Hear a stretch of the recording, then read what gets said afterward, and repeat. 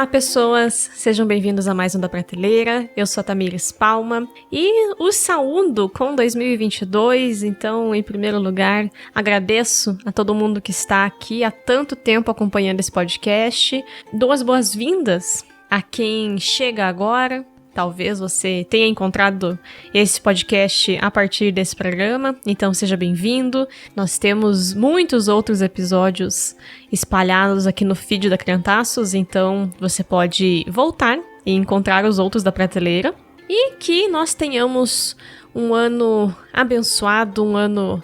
Esperamos que seja um ano mais tranquilo, embora no fundo eu não acho que vai ser, mas a gente tem que ter esperança, né? Enfim. Então, para começar o ano de 2022, eu vou indicar um livro que eu li agora em 2021, passado, e foi um livro que eu li no Clube de Leitura da Criantaços. Então vocês já viram o título, né? É o livro Hibisco Roxo, da Chimamanda Ngozi Adichie. Eu não sei falar o sobrenome do meio dela. Eu acho que o Adichie tá certo, né? Mas o Ngozi, eu não faço ideia. É o segundo livro dessa autora que eu indico aqui. Eu já indiquei o Sejamos Todos Feministas, programa que eu gravei com a Luciana Santos alguns anos atrás. E agora eu trago, então, esse livro que é um romance. Então foi minha primeira aventura sobre a parte ficcional de Chimamanda, né? Porque já tinha lido aquele ensaio sobre o feminismo. Esse livro foi publicado originalmente em 2003 e no Brasil ele foi publicado em 2011 pela Companhia das Letras. E a Chimamanda é uma autora nigeriana. Então, para quem não a conhece, ela é uma autora nigeriana que tem um grande destaque por conta dos TED Talks que fez, por conta dos livros que já publicou e tudo mais. E como eu disse, em 2021 foi um dos livros escolhidos para o Clube de Leitura da Criantaços. Tamires, o que é o Clube de Leitura da Criantaços? Nós temos um grupo no Telegram, e aí você pode pegar o link aqui no post, em que várias pessoas se reúnem e nós conversamos e nós discutimos livros. Então, a gente escolhe uma leitura coletiva, eu faço um cronograma, e aí a gente vai lendo semana a semana esse livro, comentando no grupo, e ao final das semanas nós sempre temos algum encontro pelo Meet, no Google Meet, para conversar, trocar experiências. Já tem um ano, o clube começou no finalzinho de 2020 e tem sido muito proveitoso. Então, se você quer ler mais em 2022, venha fazer parte do grupo e trocar experiências de leitura conosco. Mas o que a gente tem, né? Nesse clube, nas minhas leituras em geral, mas no clube eu tenho feito isso de maneira mais proposital, eu tenho tentado variar muito o que eu leio, o tipo de autores, o tipo de gêneros que eu leio, embora eu tenha dificuldade com vários tipos, tipo crônica e poesia, eu não sou muito fã, mas eu tento fazer isso. E no meu programa, né, olhando a história do Da Prateleira, vocês também conseguem perceber isso, né, eu tento variar, trazer muitas autoras mulheres que são muitas vezes esquecidas e tudo mais, então eu acabo tentando variar também a origem, embora eu sei que também estou muito longe do meu ideal nisso.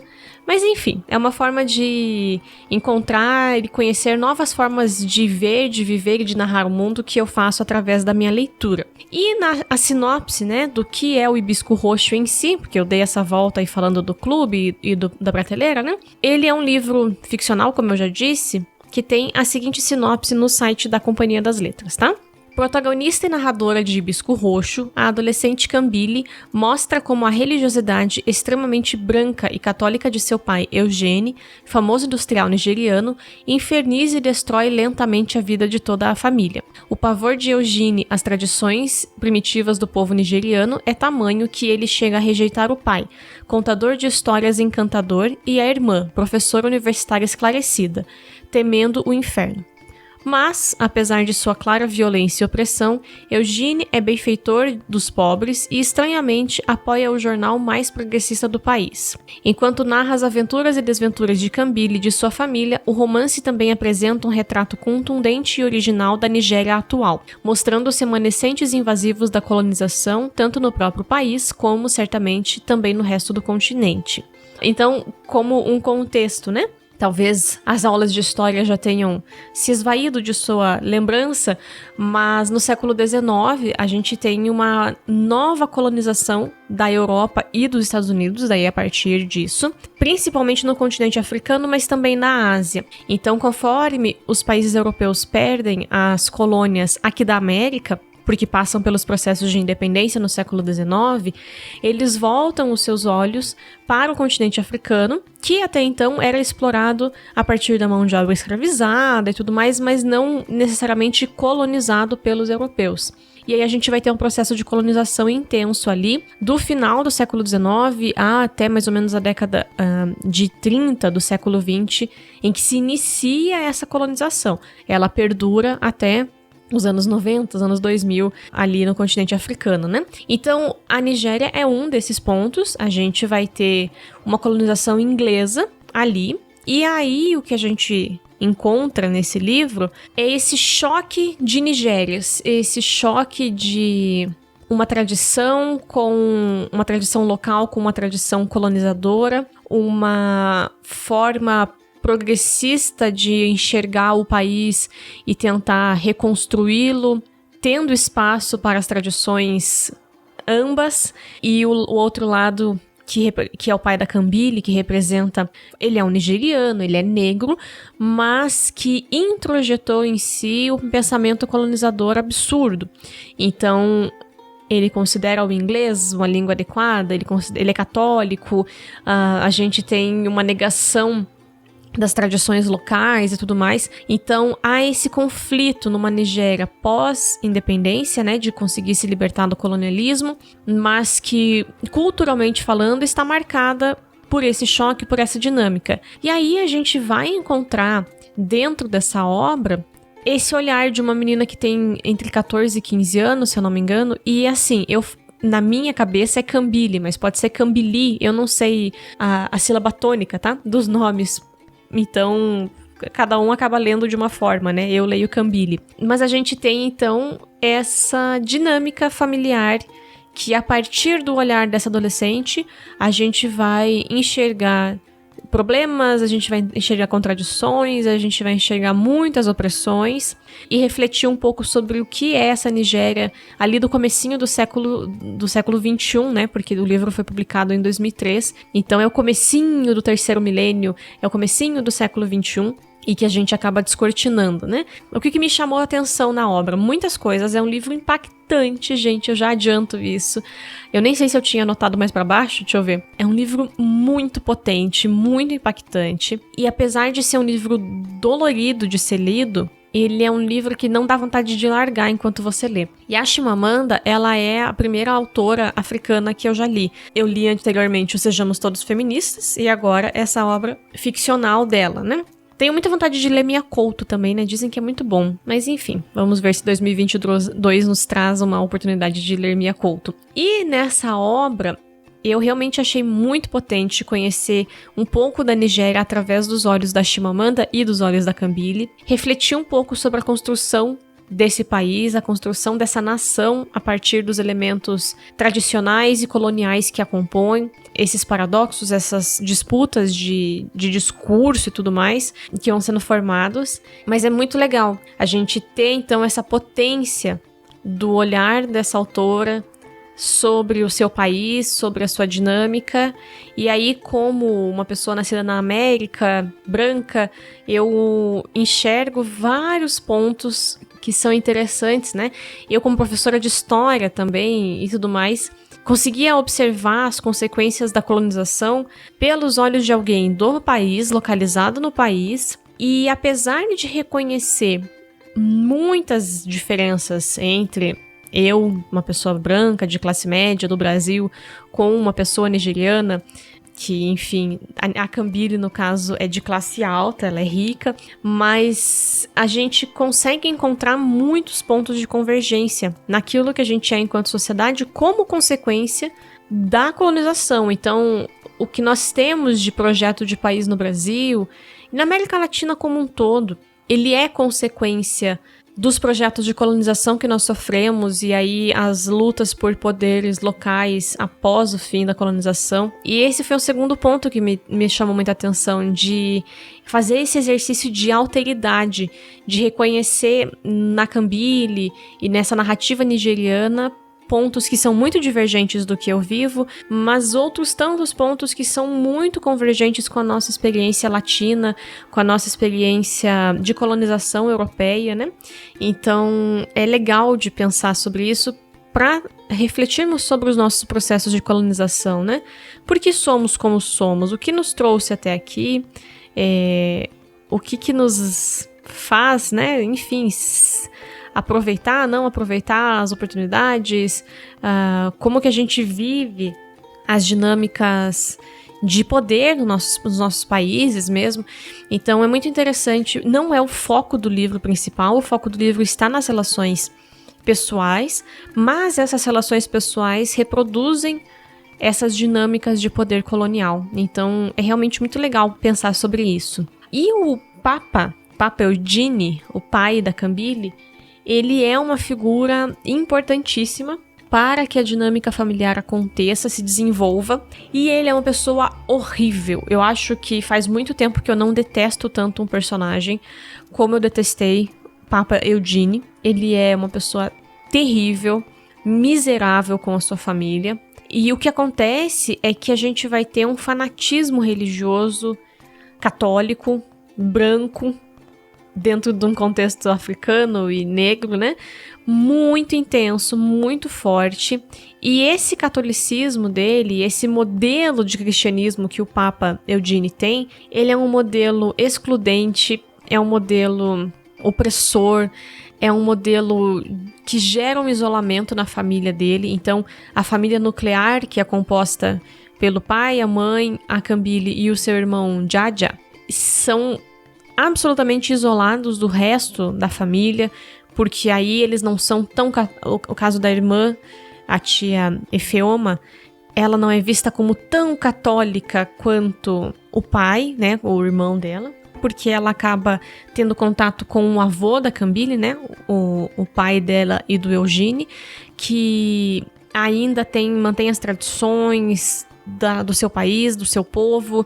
Ele conta as histórias antigas e tudo mais, e aí a gente vai ter então esse isolamento de um pai que se coloca como cristão, muito fervoroso, mas que isola a família, que ignora o próprio pai, né, o avô da Cambille. Então nós temos uma dinâmica que, ao mesmo tempo que o Papa Eugene contribui com muitas famílias pobres, faz inúmeras doações no sentido de caridade cristã, ele olha para essas pessoas e considera que essas pessoas, de alguma forma, são merecedores da ajuda dele por serem cristãos. Agora, os empobrecidos que não seguem o modelo de cristianismo estabelecido por ele, pelos limites, o quadradinho moral que ele estabelece, são pessoas que não interessam. Então, o pai dele não interessa, a irmã fica ali mais ou menos, também não tem tanta ajuda, embora passe por muitas necessidades econômicas. Então, eu acho que, enquanto cristã que tenta olhar o cristianismo de maneira mais ampla, que tenta olhar o cristianismo de maneira mais focada no amor e na misericórdia de Deus, esse é um dos pontos que mais me chama atenção no livro. Olhar e sentir a dor de ver o cristianismo ser usado de maneira tão perversa como o Papa Eugene usa, de maneira a moldar e amassar e machucar as pessoas ao redor dele, caso elas não sigam aquilo que ele considera estritamente correto. E o limite dele é muito pequeno, muito inflexível, e a gente vai vendo o quanto isso afeta, o quanto isso machuca as pessoas ao redor ao longo do livro inteiro, assim. Então, é uma leitura pesada, mas é uma leitura muito curiosa de ser feita enquanto cristão, assim, da gente parar e refletir um pouco sobre as formas, os usos que o cristianismo pode ter na mão e na mente daqueles que não são piedosos, né? Então, para mim, foram coisas muito importantes, muito significativas. E a última coisa que me chama muito a atenção é o processo de amadurecimento e expansão pela qual a Cambille e o irmão Djadja passam. Porque ao longo do livro, a gente vai tê-los passando um período de férias na casa da tia Efeoma, que é essa mulher que também é católica e tudo mais, mas é um tanto quanto mais esclarecida. Ela é professora universitária, ela tem um mundo mais amplo do que a Camille e o Jadia vivem. Então é muito bonito e é muito forte acompanhar o crescimento e o amadurecimento deles, porque o livro mostra pra gente que crescer dói, que algumas famílias e algumas situações isso é mais difícil do que em geral, mas que apesar disso, crescer é um processo pelo qual todos nós precisamos passar. A partir desse processo de expansão, de crescimento do nosso mundo, é que a gente vai formar quem nós somos enquanto indivíduos, plenos, independentes, conscientes daquilo que nos cerca, ou não. Tem gente que nunca passa por esse processo, né? Cresce fisicamente, mas o mundo que vive continua tendo o tamanho de uma ervilha, né? Então, tem esse ponto também, assim, não é todo mundo que suporta ou que tem oportunidade, porque sim, tem pessoas que não têm oportunidade de ter essa expansão de universo, de perspectiva, né? E é saindo da casa da família rica que eles são e passando férias na casa da tia, que é classe média pobre, que tá passando por muitas privações, uma questão de falta de recursos, porque falta na Nigéria recursos, que a gente vai ver o crescimento desses dois. Então, é muito legal essa dinâmica de inversão de papéis, inversão de valores, para que eles consigam ver que há outras formas de viver e que a forma deles não é a única forma correta. É uma história muito linda e muito triste, mas ela vale muito a pena ser lida, principalmente por esse arco de crescimento dos dois personagens. Assim, a gente vai acompanhando o quanto eles expandem e são ressignificados mesmo nesse processo de convivência com a família extensa, né, com a tia e com os primos. E por que eu acho que você tem que ler essa obra?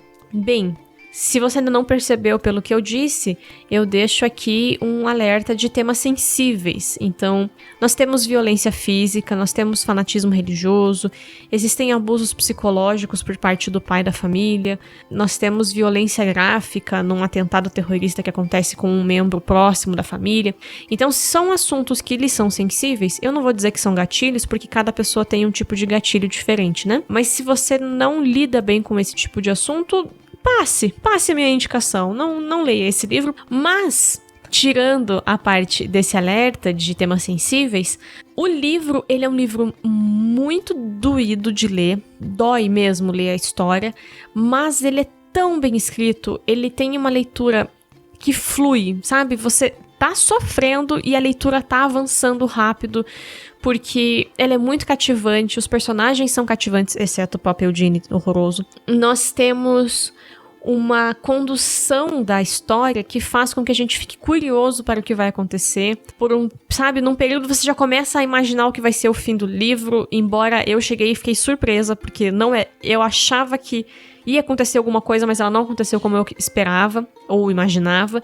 Então é uma história que realmente ela te envolve, apesar de ser um livro dolorido. E alguns programas atrás eu falei sobre o livro Lily, a novela de um luto, que é um livro de não ficção sobre a reflexão de Noemi Jaffe sobre a morte de sua mãe Lily.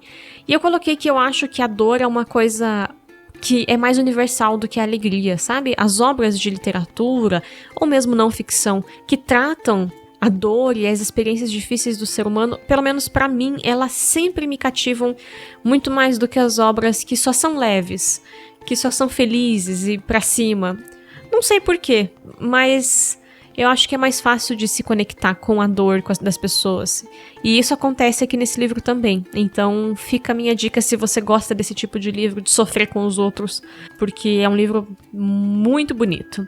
E lindo. É um livro lindo, ele é poético em muitos sentidos. A gente tem a parte que, além do crescimento da Camille e do Jadia, que me chama muita atenção, ver o paralelo entre as duas famílias, a família mantida pela tia Ifeoma e a família controlada de maneira super rígida pelo Papa Eugene, é muito legal porque nos faz refletir sobre o que é realmente importante nas nossas relações familiares, o que importa para a gente construir boas relações saudáveis, amorosas entre nós e as nossas famílias, entre as pessoas que nós amamos, o que a gente valoriza, tá certo, e o que tá errado quando a gente hipervaloriza. Então, é uma leitura que nos faz refletir sobre isso. E eu acho que pode ser de muita valia pra gente pensar em o quanto a gente consegue moldar as nossas relações a partir do que importa ou não. E é isso.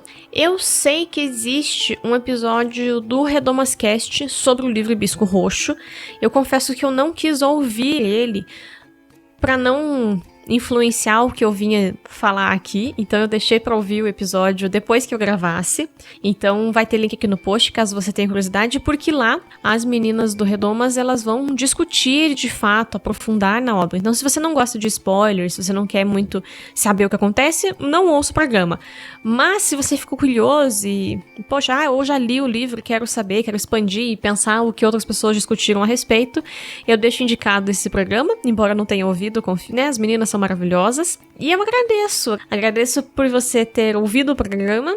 E apesar de começar um ano com uma indicação pesada, eu acho que é um livro que pode nos ajudar a pensar sobre muitos dos problemas que a gente tem e colocá-los em perspectiva. Então, é uma leitura que acho que vale muito a pena no ano de 2022.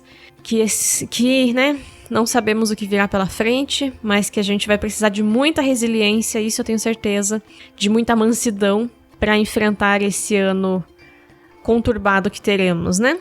Eu desejo, apesar disso, apesar dos prognósticos, um excelente 2022 para cada um de vocês, que a gente possa caminhar juntos, conversar sobre livros, sobre filmes aqui, nos demais programas da Crentaços também, espero vocês nos ouvindo.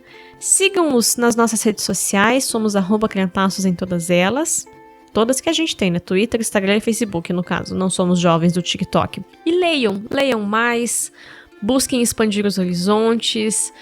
Se você é um cristão que costuma ler apenas livros cristãos, saia dessa zona de conforto, continue lendo livros cristãos, é excelente.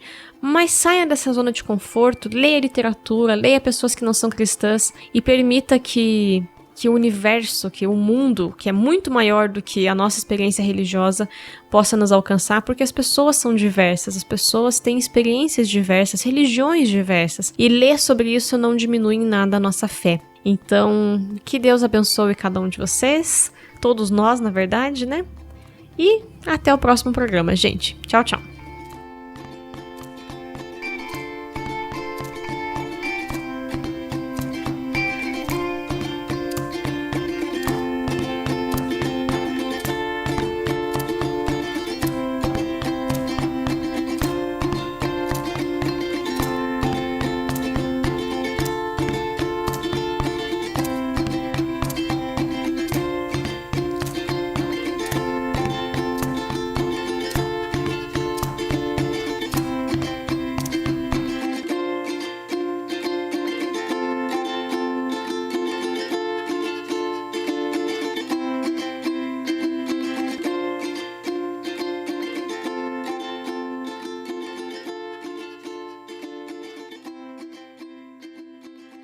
Mamãe!